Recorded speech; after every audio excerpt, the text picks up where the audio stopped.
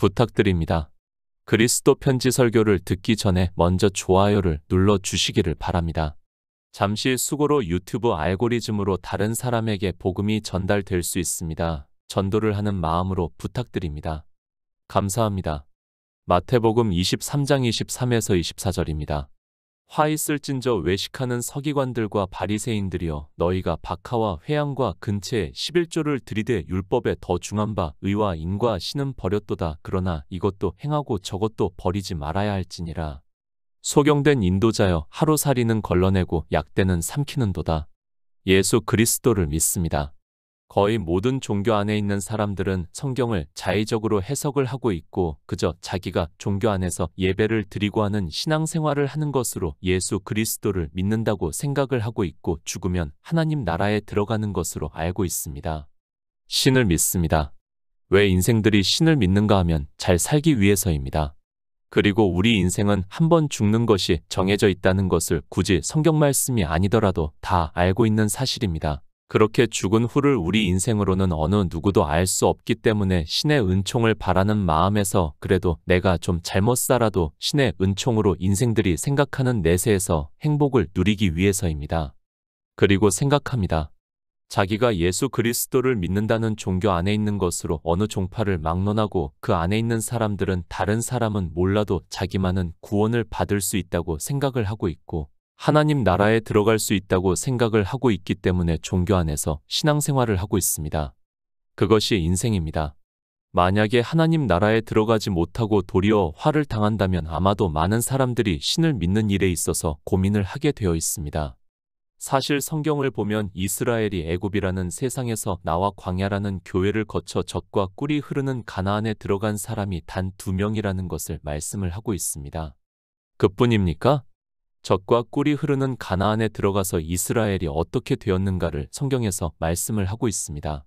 북이스라엘은 아수르의 멸망을 당해서 젖과 꿀이 흐르는 땅에서 어딘지도 모르는 땅으로 끌려가서 민족이 완전히 흩어졌다는 것을 말씀을 하고 있습니다. 남유다입니다. 그들은 바벨론이라는 나라에 의해서 멸망을 당하고 하나님께서 예레미야 선지자에게 말씀을 하신 것과 같이 70년 만에 포로에서 돌아왔지만 근근히 명맥을 유지를 하다가 주님께서 오셔서 예언을 하신 그대로 로마에 의해서 성전이 돌 위에 돌 하나도 남지 않고 무너지고 세계사를 통해서 잘 알고 있듯이 디아스포라가 되어 2000년 가까이 나라가 없이 살았습니다. 그런 그들입니다. 물론 세계 2차 대전이 끝이 나면서 지금의 팔레스타인에 정착을 하기 시작을 하고 이스라엘이라는 나라를 다시 세울 수 있게 되었습니다. 그렇다고는 하지만 아직까지도 유대인들은 세계 곳곳에 흩어져 살아가고 있고 이스라엘이라는 나라는 강대국이라고 할 수 없습니다. 물론 그래도 주변 국가들보다는 강하다는 것을 보여주고는 있습니다. 그 유대인들입니다. 나라를 세웠다고 해서 그들이 구원을 받은 민족이라고 할 수 있습니까? 그들은 아직까지도 예수 그리스도를 믿지 않고 있고 신약 성경 자체를 부정하고 있고 아예 볼 생각도 하지 않고 있고 지금도 그 종교 안에서는 랍비들에 의해서 율법을 배우고 그대로 지키면서 살아가고 있다는 것을 알고 있습니다. 이스라엘입니다. 사도 바울이 그 민족에 대해서 하나님께서 그 가지를 꺾어 버리셨다고 말씀을 하고 있습니다. 그리고 이제 이방의 복음이 전파가 되었다는 것을 말씀을 하고 있고 그렇게 이방의 복음이 전파가 된 지 벌써 2000년이라는 세월이 흘렀다는 것을 다 알고 있습니다. 예표입니다. 그들을 통해서 우리 피조물들의 구원을 성경에서 말씀을 하고 있습니다. 그들이 어떻게 했는가를 보면 우리 이방인들의 구원에 대해서 바로 깨달을 수 있게 성경을 기록하게 하셨고 지금 우리가 그 성경을 보고 있지만 이방인들 역시 성경을 자기 합리화를 시키고 있고 경계의 말씀을 전혀 두려워하지 않고 있는 것을 볼 수 있습니다. 아브라함입니다. 그 자손인 이스라엘도 그렇다는 것을 우리가 성경을 통해서 너무도 잘 알고 있습니다. 그런데 이방의 종교인들이 그들보다 더 하나님을 잘 믿는다고 생각을 하는 그 자체가 얼마나 어리석은 생각인지를 전혀 모르고 있고 그저 종교 안에만 있고 자기가 예수 그리스도를 믿는다고 하는 것으로 하나님 나라에 들어갈 수 있는 것으로 생각을 하고 있습니다. 아니, 그렇게 생각합니다. 그 종교 안에 있다는 것만으로도 자기가 하나님을 잘 믿는 것으로 생각을 하고 있습니다. 성경은 이스라엘을 예표와 비유로 해서 경계로 말씀을 하고 있지만 자기들과는 아무 상관이 없는 것으로 생각을 하고 있습니다. 아니, 자기들은 잘 믿는데 다른 곳, 그러니까 자기들의 철학적 지식으로 이단이라고 생각을 하는 그곳이 이스라엘에게 경계로 하신 말씀대로 화를 당할 것이라고 생각을 하고 있습니다. 성경을 보시기 바랍니다. 주님께서 이 세상에 오셨을 때 유대인들이 자기들이 하나님을 믿는 데 있어서 잘못 믿는다고 한 번이라도 고민을 하고 생각을 했는가를 찾아보시기 바랍니다. 그들은 조금도 의심을 하지 않았고 자기들만이 하나님을 잘 믿고 있다고 생각을 했다는 것을 성경을 보면 알 수 있습니다. 그렇지 않습니까? 그들이 스스로를 생각하면서 혹시라도 잘못 믿는다는 것을 알았다면 아무도 주님과 그렇게 대적을 하지도 않았을 것이고 예수 그리스도를 십자가에 못 박아 죽이는 악한 일을 행하지도 않았습니다. 혹시 하는 생각만 했어도 절대 그들은 그렇게 하지 않았다는 것을 바로 알고 있어야 합니다. 마태복음 23장 23절입니다. 화 있을진저 외식하는 서기관들과 바리새인들이여, 너희가 박하와 회양과 근체에 11조를 들이되 율법에 더 중한 바 의와 인과 신은 버렸도다. 그러나 이것도 행하고 저것도 버리지 말아야 할지니라. 혹시입니다. 내가 모르는 것이 있고 하나님의 뜻을 우리 인생이 다 알 수 없다고 생각을 하면 조심할 수밖에 없습니다. 그것을 사도행전에서 사도들을 죽이려고 하는 대제사장들과 그리고 당시 종교지도자들에 대해서 바리새인인 가말리엘이 말을 하고 있습니다. 가말리엘입니다. 바리새인 가말리엘은 교법사로 모든 백성에게 존경을 받는 자라 공회 중에 일어나 명하여 사도들을 잠깐 밖에 나가게 하고 말하되, 이스라엘 사람들아, 너희가 이 사람들에게 대하여 어떻게 하려는 것을 조심하라고 말을 하고 있는 것을 성경에서 보고 있습니다. 가말리엘입니다. 그가 사도들을 생각을 해서 이 말을 하고 있습니까? 그것이 아니라 그 역시 하나님을 믿는 사람이고 정말 많은 공부를 했고 그래서 당시 종교인들로부터 존경을 받는다고 성경에서 말씀을 하고 있습니다. 그렇지만 하나님의 뜻을 그도 알 수 없기 때문에 자기가 공부한 것을 근거로 해서 혹시 모르니까 조심하라고 말을 하고 있습니다. 그가 하나님의 뜻을 알고 말을 합니까? 그것이 아니라 그는 종교인으로서 인간적으로 신중한 사람이라는 것을 알고 있어야 합니다.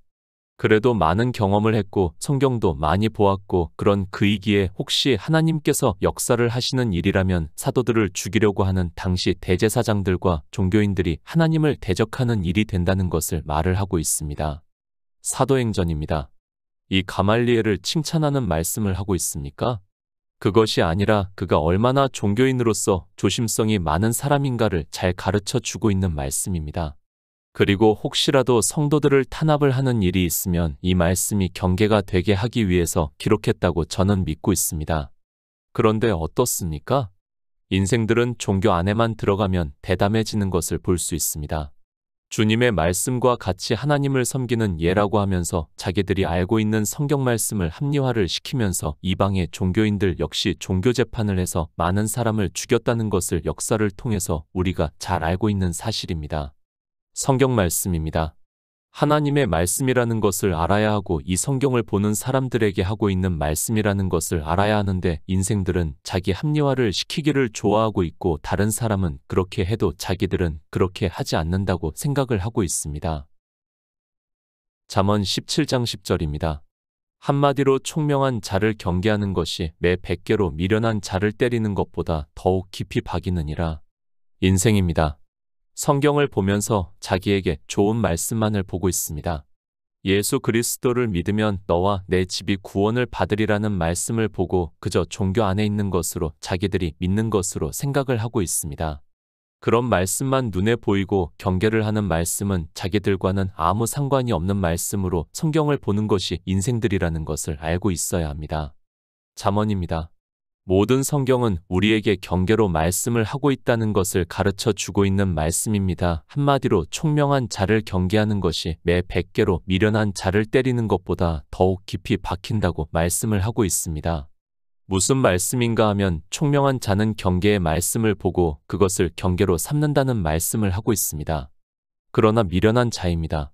매 100개로 때려도 그것을 경계로 삼지 않는다는 말씀을 하고 있습니다. 성경을 보시기 바랍니다. 이스라엘을 비유로 해서 얼마나 많은 말씀들로 경계로 하고 있는가를 알아야 하는데 그것을 경계로 삼는 것이 아니라 매를 맞으면서도 그것이 아프다는 것조차 모르고 있는 것이 인생들입니다. 성경 말씀입니다. 영의 일을 비유로 해서 말씀을 하고 있습니다. 실제 이스라엘을 통해서 그들의 육적인 일을 통해서 우리의 영의 일을 가르쳐 주는 말씀입니다. 그렇기 때문에 성경을 보면서도 그것을 경계로 삼지 않고 남의 집에 불구경하듯이 너무도 태평한 것이 인생들이 성경을 보는 지혜라는 것을 알고 있어야 합니다. 마태복음 23장입니다. 주님께서 이 세상에 오셨을 때 대제사장과 바리새인 그리고 서기관들 등 당시 종교 지도자들이라고 할 수 있는 사람들이 대적을 했다는 것을 제가 굳이 말씀을 하지 않아도 다 알고 있습니다. 그들이 대적을 하는 것은 어쩌면 지극히 당연한 일입니다. 종교입니다. 그리고 사회입니다. 다 지도자가 있기 마련입니다. 그들이 종교를 대표하거나 사회를 대표를 하고 있습니다.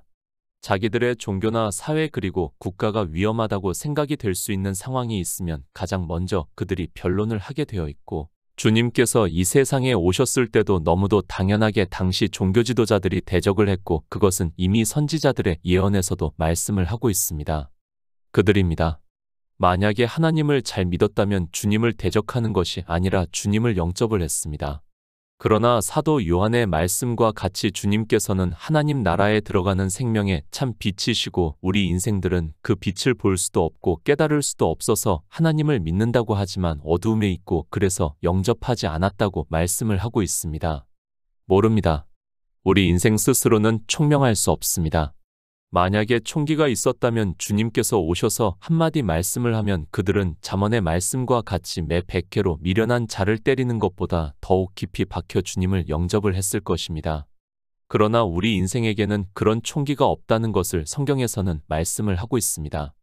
총기가 없습니다. 그러다 보니까 성경을 보아도 깨달을 수 있는 지혜가 없습니다. 자기들이 믿는 하나님이 자기 땅에 오셨는데도 인생들은 깨달을 수 있는 지혜가 없었는데 성경을 보고 깨닫는다는 것은 더욱 더 어렵다는 것을 잘 알고 있습니다. 그래서 성경에서 이렇게 경계의 말씀을 하고 있지만 역시 무시를 하고 있고 받아들이지를 않고 있습니다. 이사야 5장 21절입니다. 스스로 지혜롭다 하며 스스로 명철하다 하는 그들은 화 있을진저. 요한계시록 12장 12절입니다. 그러므로 하늘과 그 가운데 거하는 자들은 즐거워하라. 그러나 땅과 바다는 화 있을진저. 이는 마귀가 자기의 때가 얼마 못된 줄을 알므로 크게 분내어 너희에게 내려갔음이라 하더라. 화 있을진저. 주님께서 이 세상에 오셔서 마태복음에서 말씀을 하는 서기관들과 바리새인들에게만 하는 말씀입니까? 성경을 잘 보시기 바랍니다. 이미 이스라엘을 경계로 해서 그들이 바벨론의 멸망을 당할 것을 예언을 하면서 화가 있을 것이라고 말씀을 하고 있습니다. 누가 화를 당합니까? 스스로 지혜롭다 하며 스스로 명철하다 하는 그들은 화 있을진저 라고 말씀을 하고 있습니다. 그리고 요한계시록에서도 역시 그러나 땅과 바다는 화 있을진저. 이는 마귀가 자기의 때가 얼마 못된 줄을 알므로 크게 분내어 너희에게 내려갔음이라 하더라 라고 말씀을 하고 있습니다. 주님께서 하는 말씀입니다. 당시 서기관과 바리새인들에게 하는 말씀입니까? 그들만 너희가 박하와 회양과 근체에 11조를 들이되 율법에 더 중한 바 의와 인과 신은 버렸도다. 그러나 이것도 행하고 저것도 버리지 말아야 할지니라. 소경된 인도자여, 하루살이는 걸러내고 약대는 삼키는 행위를 해서 화를 당하고 지금 이 시대는 전혀 상관이 없는 일입니까? 성경 말씀입니다. 하나님의 말씀입니다. 우리 인생이 먼저인가 하나님의 말씀이 먼저인가를 바로 알아야 합니다. 하나님의 말씀이 먼저고 그 말씀대로 선지자들로 감동을 해서 성경을 기록하게 하셨고 성경을 보고 진리 가운데로 인도하심을 받아 화를 당하는 일을 하지 않고 예수 그리스도를 믿어 영생을 얻게 하기 위해서 기록했다는 것을 알고 있어야 합니다. 왜 화에 대해서 말씀합니까? 예수 그리스도를 믿는다고 하는 거의 모든 사람이 예수 그리스도를 믿어 영생을 얻는 것이 아니라 화를 당하기 때문에 이 말씀을 하고 있다는 것을 깨달아야 합니다. 그래서 사도 바울도 로마서에서 바다 모래같이 많은 사람들 중에서 남은 자만 구원을 받는다고 말씀을 하고 있습니다. 구원입니다. 남은 자만 구원을 받습니다. 그리고 화를 당하는 사람입니다. 바다 모래 같은 많은 사람이 화를 당합니다.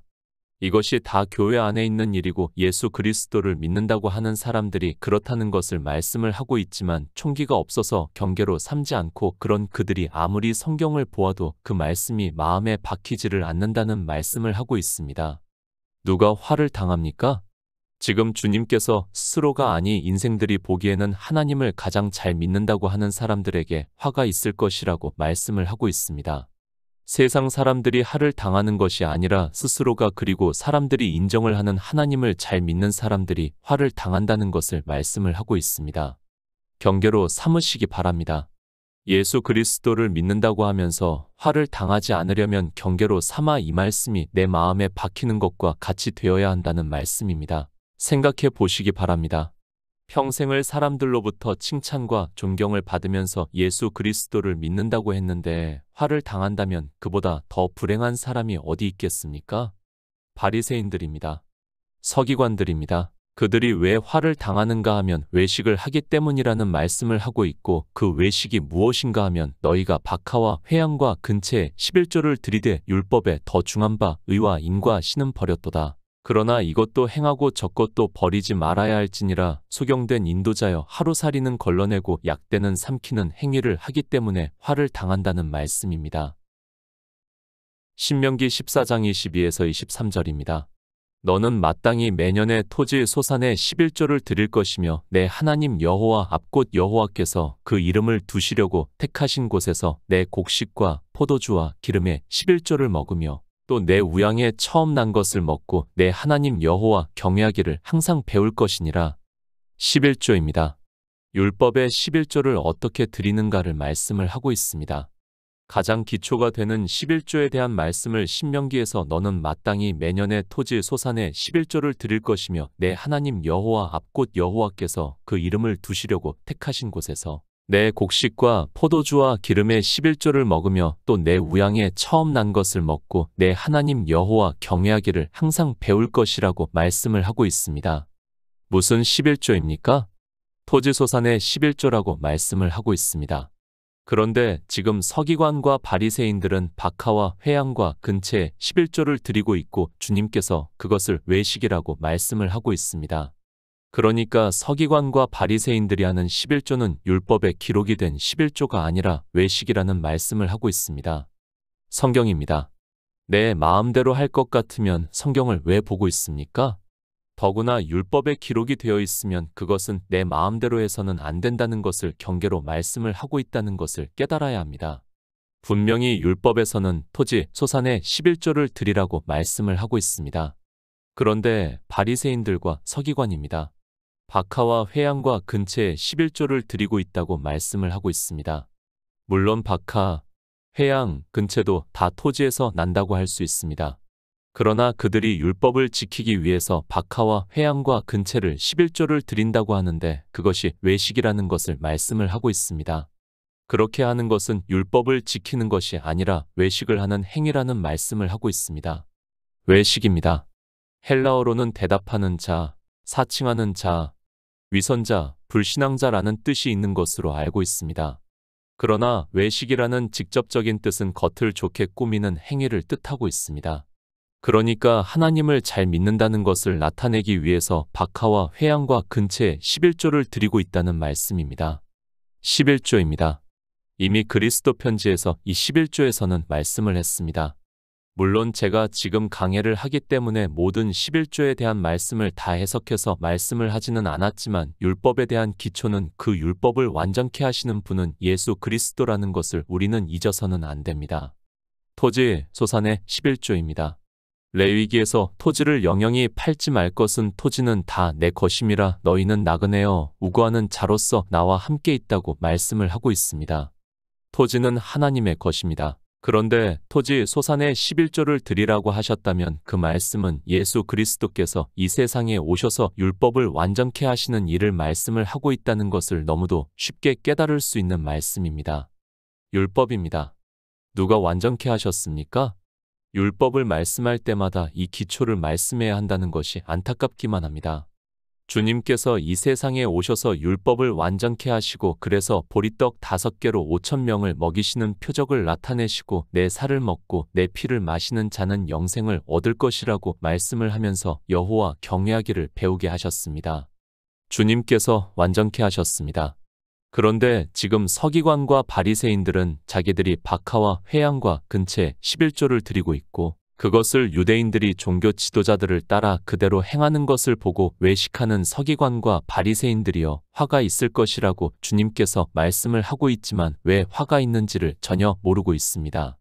외식입니다. 이미 앞에서 외식에 대해서 말씀을 했습니다. 예수 그리스도를 믿는다고 하면서 인생들의 철학적 지식으로 좋게 생각을 하는 행위를 하는 모든 겉으로 나타나는 종교적인 행위가 다 외식이라는 것을 알아야 하고 그것을 바리새인들과 서기관이 박하와 회양과 근처에 11조를 드리는 행위를 하고 있고 그러므로 해서 화가 있다는 말씀을 하고 있습니다. 야고보서 1장 25절입니다. 자유하게 하는 온전한 율법을 들여다보고 있는 자는 듣고 잊어버리는 자가 아니요 실행하는 자니 이 사람이 그 행하는 일에 복을 받으리라. 율법입니다. 기초가 무엇입니까? 주님께서 이 세상에 오셔서 내가 율법이나 선지자나 폐하러 온 줄로 생각지 말라 폐하러 온 것이 아니요 완전케 하려 함이라고 말씀을 하고 있습니다. 그러니까 율법은 예수 그리스도께서 이 세상에 오셔서 완전케 하신다는 말씀이 기초입니다. 11조입니다. 율법에 기록이 되어 있습니다. 그 말씀을 보고 서기관과 바리새인들은 박하와 회양과 근처에 11조를 들이대 율법에 더 중한 바 의와 인과 신은 버렸다고 말씀을 하고 있습니다. 무슨 말씀인가 하면 율법이 무엇인가를 그리고 율법을 누가 완전케 하는가를 모르고 있다는 말씀을 하고 있습니다. 율법입니다. 인생들은 철학적 지식으로 성경을 보면서 성선설과 성학설을 기초로 해서 그것을 자기들이 지켜야 하는 것으로 성경을 보고 있습니다. 그러나 주님께서는 이 세상에 율법을 완전케 하러 오셨다고 말씀을 하고 있고 주의 형제 야고보는 주님께 완전케 하신 율법을 자유하게 하는 온전한 율법이라고 말씀을 하고 있습니다. 자유하게 하는 온전한 율법입니다. 그것을 들여다보니까 주님께서 율법을 완전케 하셨다는 증거를 받았다는 말씀입니다. 그러면 어떻게 해야 합니까?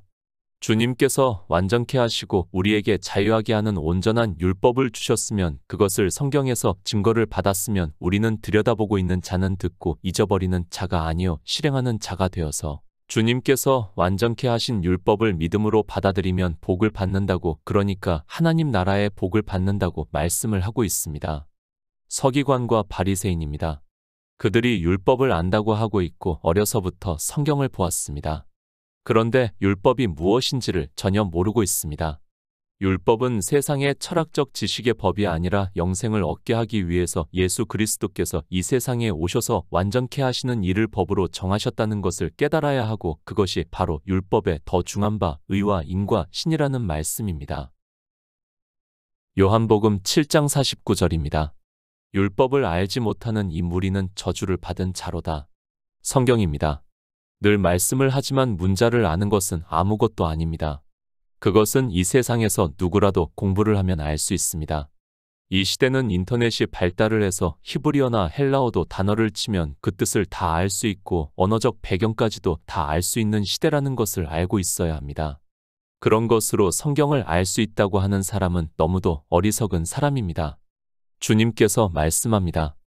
외식하는 서기관들과 바리새인들이여 너희가 박하와 회양과 근처에 11조를 들이대 율법에 더 중한 바 의와 인과 신은 버렸도다. 그러나 이것도 행하고 저것도 버리지 말아야 할지니라는 말씀을 보고 또 11조를 해야 한다고 주장을 하는 사람들이 있습니다. 참 끝이 없습니다. 그것이 인생의 본성이기 때문에 어쩔 수 없다는 것을 알고 있지만 그들이 문자를 가지고 끝까지 가면 더 이상 말이 안 통한다는 것을 잘 알고 있습니다. 헬라어를 보아도 그렇고 한글로 번역이 된 것을 보아도 마치 주님께서 11조를 해야 하는 것으로 정당성을 말씀한 것으로 보이고 있습니다. 외식하는 입니다. 화가 있다는 말씀에 이미 11조를 하는 사람은 화를 당한다는 것을 말씀을 하고 있다는 것을 깨달아야 합니다.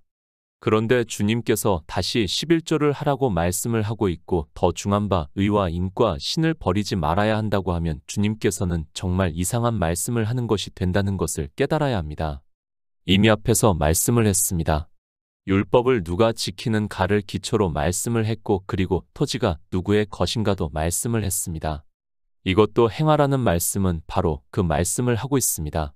그러니까 실제 11조를 하라는 말씀이 아니라 요한복음에서 바리새인들이 주장을 하는 것과 같이 율법이 무엇인가를 알라는 말씀을 하고 있습니다. 바리새인들입니다.